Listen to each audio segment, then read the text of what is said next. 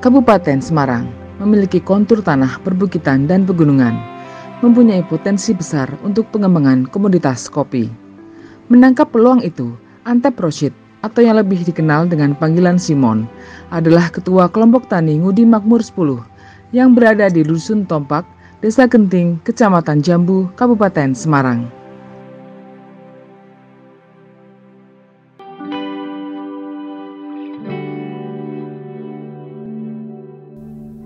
Awal menggeluti untuk usaha kopi itu karena saya di situ menjadi pengurus kelompok, dan di 2015 pertama jadi pengurus kelompok saya menjadi sekretaris, dan di situ saya melihat potensi dari kampung saya ini. Saya melihat di kampung saya ini hanya kopi yang begitu potensinya bagus, jadi saya di situ mengolah kopi.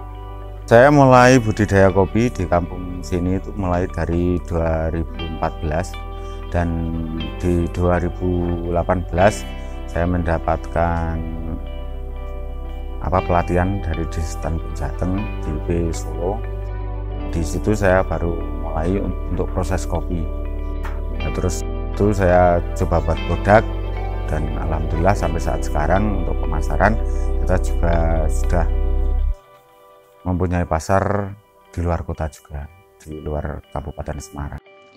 Kopi Robusta yang dikembangkannya telah berhasil memikat konsumen berkat cita rasa mocha yang dihasilkan.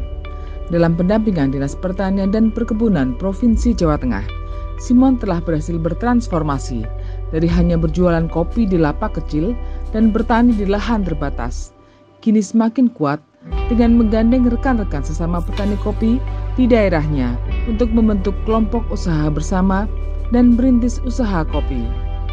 Hingga kini kelompok taninya menjadi referensi bagi kelompok tani lainnya sebagai lokasi studi tiru, bahkan menjadi narasumber talk show ataupun pelatihan kopi.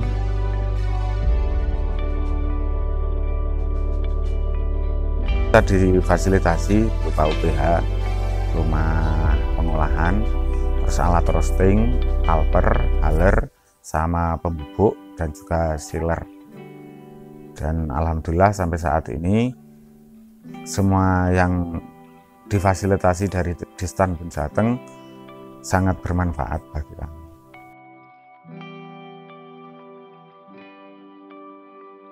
Ini untuk petani-petani milenial, terutama di pengembangan kopi. Mari kita bersama-sama untuk meningkatkan hasil dari masyarakat, yang intinya kita menjadi pionir, menjadi salah satu aktor di kopi itu sendiri. Karena tanpa adanya kita yang mau memasarkan, tentu petani juga akan susah untuk memasarkannya itu sendiri.